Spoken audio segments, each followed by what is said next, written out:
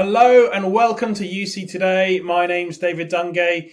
Today we have another big UC partner update. I'm joined by Mark Bunnell from Nuwave. How are you doing, Mark? Doing excellent. Yeah, thanks for having me. Fantastic. So today Mark's going to be sharing some of his insights on those trends impacting the Nuwave partner base right now, and also give us a bit of a in-depth view at the product roadmap over the next 12 months or so. Mark, should we get straight into that conversation? Let's talk about those trends. What are the biggest challenges and trends impacting your partners right now today? So I think that it's based on a couple of different partner types. So when we say partner, for us that can mean a couple of different things. And so basically we have carrier operators. They face different challenges than say MSPs, SIs, those types of things. And so from a carrier operator standpoint, what we're really seeing as far as challenges is moving from a legacy environment over to the way that things are being done now. A better customer experience, faster service delivery, more automation, and having all the tools and things that are at your disposal to be able to do those things very quickly. So it's a matter of having people that can do the entire life cycle of a customer. So from going zero to making test calls in say 10, 15 minutes without having a swivel chair to add things like DIDs and porting and emergency services and just all of the things that are required to spin up your voice environment. And what that does is it enables you to take those engineers and PowerShell proficient people and just other things like that and really focus those folks where they should be, get the best bang for the buck, which is going to be complex customer integrations and things like that. And so when you can have your data entry type folks that can do everything from soup to nuts, right, A to Z, then you really get to take your high dollar engineers, instead of having them do MACDs and those types of things, you're able to put them out there and have them be more effective with actual customers. And so, those are some of the challenges. I think that, maybe reducing infrastructure, and being able to go to, collapsing some of those environments. If you're going to do expansion into other markets and not have to buy infrastructure, those are all kind of some of the things that we see with our actual customer base, because we are onboarding a ton of, operators, service providers, tier 2, tier 3 carriers, as well as the tier 1, global providers. And so those are some of the things that we've seen up front is just, how do you do more with less? Now, when you come to like an SI or an MSP type of partner, they see very different kinds of challenges, right? It becomes how do we, stay relevant? They're walking with giants. When you start talking about, Microsoft and Zoom and Cisco, all of those things, how do I stay relevant? How do I, keep my brand out there? How do I make things easier for my customers? And so for like some of the SIs, the days of, doing complex implementations and charging big fees to make moves and do design and, all of those things, those days are kind of gone. Customers aren't willing to pay those huge fees to do those things anymore. And demystifying and taking, the complexity out of voice. It's not just ones and zeros. Voice is kind of a dark art in making sure that you can understand it and be relevant and turn it up very quickly and have it be quality.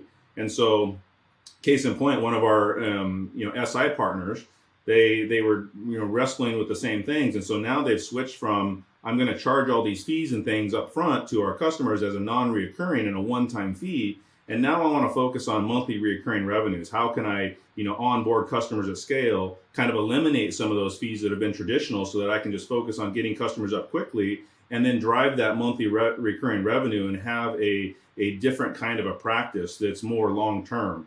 And I think those are some of the main issues that partners are coming across and that we're helping solve. Yeah, I mean, it's always great to see partners adapting, evolving to the market challenges. And of course, many partners are those kind of agile type of businesses that continually can evolve like that, which is, I love watching partners evolve and duck and dive, if you like, within this type of market. Mark, that was fantastic. Let's move on to the product portfolio. Maybe you can give us a bit of insight into the portfolio, how that's going to evolve, and maybe some of those features and benefits you're going to be bringing your partners, your different types of partners over the next 12 months. Yeah, we're really just bringing an ecosystem now. I mean, we started off, in the beginning with provisioning voice and making things easier for bringing up, Teams voice at scale. Now, Zoom. We've got other cloud, platforms coming down the pipe. I'm sure you can imagine who those partners are. But it's all for us. It's all about choice and taking total control over the voice environment, and then bringing in all the other ancillary services, to vertically integrate into the ecosystem that we have.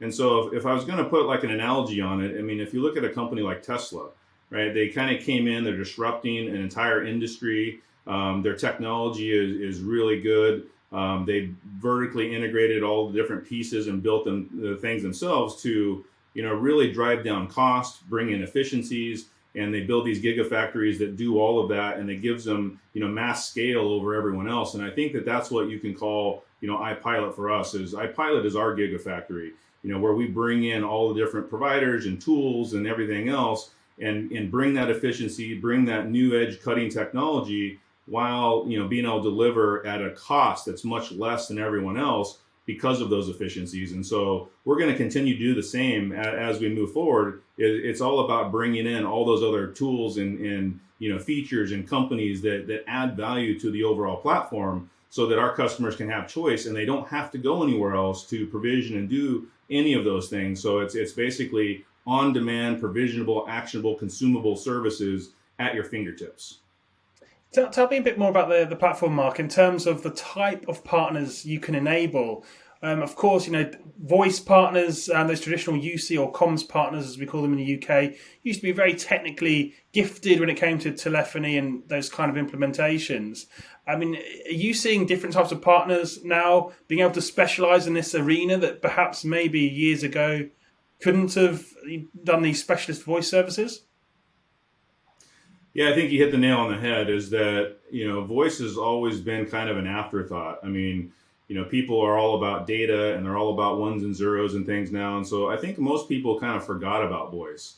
And, myself, I've got 31 years or so in the business, and it's all been from a voice perspective. I got into the business when I was 18 years old. And so most of the people that, have 30 years experience in voice, they're basically retiring now. And so, a lot of that voice knowledge has been forgotten. And so what I've tried to do with what we're doing is bring back voice, give people a voice practice, and really demystify that so that it can become very easy to use. So the automation brings the voice practice back into focus. It gives, partners another avenue to make money and to drive reoccurring revenue, but it also does it in a way that's perfect every time. So you don't have to worry about outages and not knowing how to do it. And that's what, we've been able to do, is make it very simple to where every partner or carrier operators can redo their networks, can redo their philosophy and how they deliver voice, so that it becomes something very quick. I mean, for partners and carriers alike, right, I've never understood where when you have customers that want voice, why does it take 30, 60, 90 days to turn up that voice? It should be on demand. It should be now. If I've got customers waiting, I want to deliver voice today.